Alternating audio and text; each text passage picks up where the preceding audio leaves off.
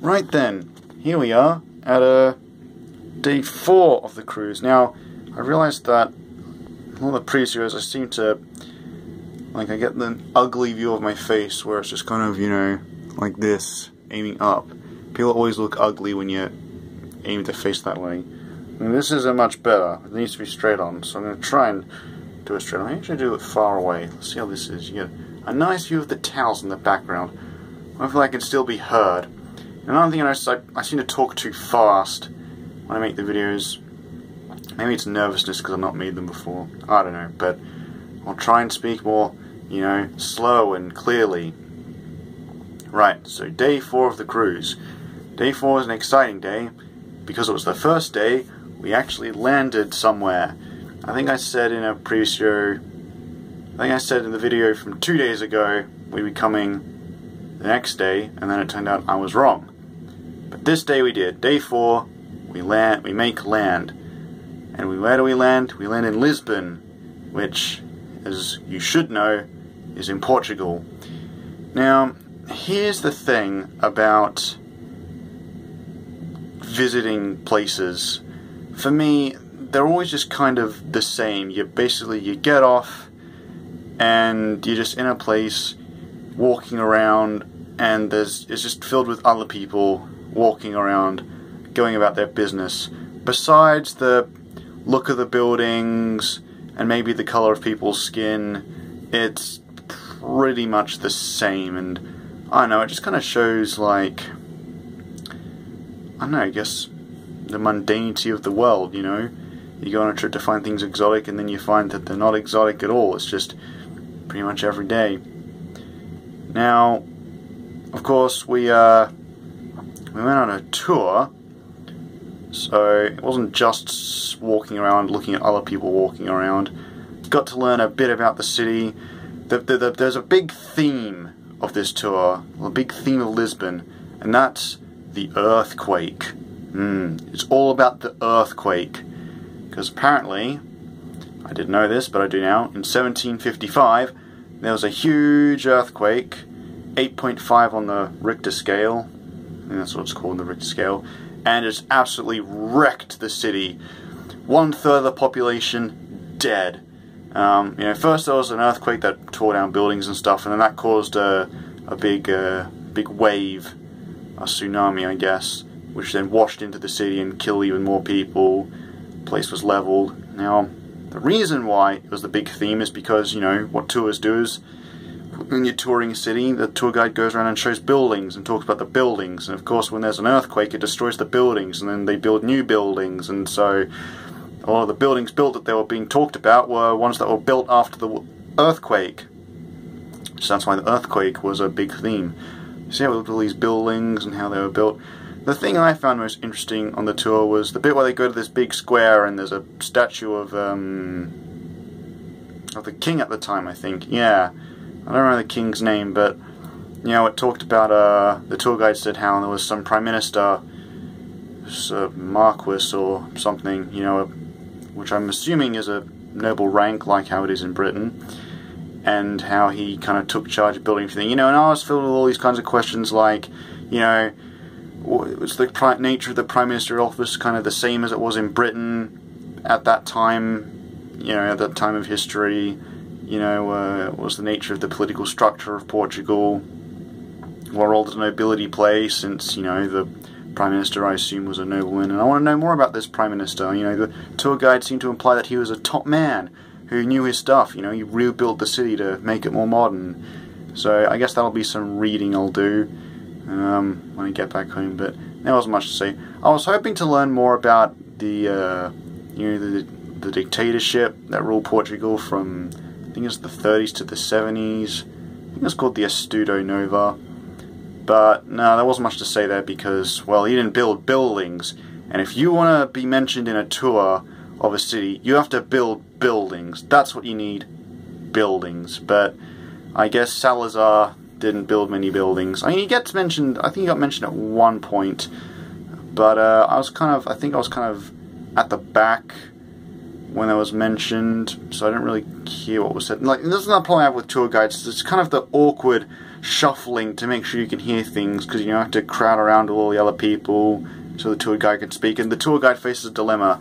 Either they can not use a microphone, which happened in this case, in which case people struggle to hear you, or you can use a microphone, in which case you're just annoying everyone who's not on the tour and walking around nearby with just your big booming voice.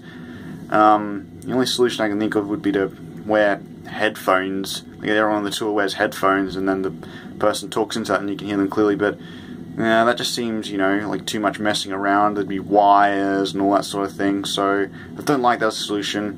It seems like an unsolvable problem. Maybe science will find a way around it. Maybe there's a solution I don't know of, but yeah, that's something that bothered me. But oh well. Yeah, after that tour, you know, kind of did some walking around. Wasn't much to see. Went to a chocolate shop. That's something my family always does on holiday. We find a chocolate shop and then get some chocolate. So I got some chocolate, mostly caramel, and you know, it was all nice and delicious and everything. And then we went back on the ship. What happened after that? Oh, we just sat. You know, we sat somewhere and just watched the ship taking off. You know, here's an interesting thing. I never thought this would be the highlight of the cruise, but this is something I really enjoyed. And that was when the ship was leaving, there were all these birds just flying around the ship. And, you know, I thought it was really interesting to watch, because you get a real close-up look to them and how they fly. You know, you get to see the nice 180 motions they do. They're near collisions with each other. You know, just like how they use their wings. And yeah, I thought that was really cool to watch. You know, obviously they're really adept at flying, because that's, you know, that's their nature. And yeah, it was just kind of a weird natural spectacle. I don't know. I was wondering why do they fly so close to the ship? Because it's not like they were just flying all around the city or anything. There's just a whole bunch of birds gathered around the side of the ship as it was taking off from, kind of leaving the port at Lisbon. So yeah, I'd be really curious to know. Also, another thing I didn't expect to see was there was loads of jellyfish under the ship as we were leaving Lisbon. Yeah, I didn't expect to see jellyfish, but there you go. So yeah, lots of nice wildlife to look at, and an unexpected highlight of this cruise so far. So there you go. Now what happened after that? Got dinner. Again, you know, not much to say about the dinner. And after that we did this weird quiz, which, you know, my family, we were just a team, and we came dead last. We did absolutely terrible at the quiz. Let me say that again. Terrible. Bad. I mean, I think there were 20 questions and we got 8 of them correct. Yeah, I mean, it mainly stemmed from the fact that the questions were aimed at people who were, 1, British, and 2, old. And, my family are neither of those things. Well, my dad borders on one of them. But, you know, certainly me least of all. So yeah, I mean, I don't think I knew the answer to a single question that was asked. You know, I totally just tanked. So yeah, that was very disappointing. You know, you know, my family, we fancy ourselves as knowledgeable people. You know, we're in the know. But in this instance, absolutely not. We're very bad. Yeah. So then after that, I went and, well, took my phone to my parents' room, because they stayed in a different cabin to my siblings and I, and you know, put the videos on my computer so I could then delete them on my phone, so I could have space to make this video. And that's where we are. Oh, then I watched the news on the TV. I didn't know how to access it, but my brother did. I still don't know how to access the news on the TV, or any of the channels on the TV. But there you go. And I found out that a hotel in Mali, yeah, there was an attack on a hotel in Mali, and people were killed. Now, you know, I wouldn't ordinarily mention something like that on something like this, But I'm going to be in Casablanca in a couple of days, and you know, Mali is near Morocco, which Casablanca is in. So I'm thinking, is there a risk of, you know, some sort of attack? I don't think so. I don't recall Morocco ever being in the news of any sort of instability. I mean, you know, Mali, Libya, even Algeria at one point where that oil refinery got taken over. All those places nearby, you know, had problems, but never Morocco, so I think I should be safe. I mean, obviously there's the risk of thieves and things, because it's, you know, it's not a very wealthy country. So there's the standard tourist things to be looked out for, but I think we should be safe. So I'm cautiously optimistic in that regard.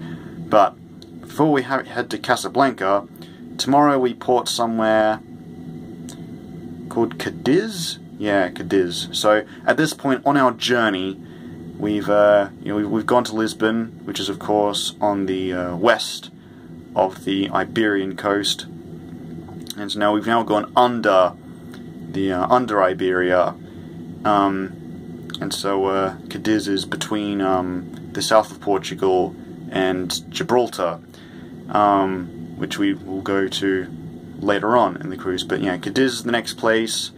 I don't know what we'll find there. I don't know what Cadiz is notable for. I've never heard of Cadiz, or at least if I have heard of it, I then forgot about it. So I have no idea what to expect at Cadiz. Hopefully I'll find it more interesting than Lisbon. I mean, I'll rate the experience at Lisbon, no, I guess a 6 out of 10.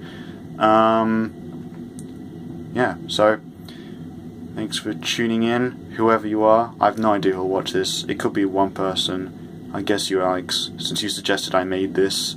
And maybe more of you will watch it. If you do watch it, I hope you enjoyed it. I hope you've not given up by now. And I hope I've become more understandable in my talking. I think I'm losing my nervousness because now I'm just used to doing this. And, you know, I've never had a problem with kind of just talking to a big group of people. It's a weird thing, you know, actually. I find I'm really nervous, like, talking to kind of like individuals, but talking to a crowd I've never had a problem with. I think it's because they don't talk back. You know, they just kind of listen to me, or it feels like they're listening to me, and I kind of like that more. But anyway, thanks for tuning in, and I will see you tomorrow, hopefully.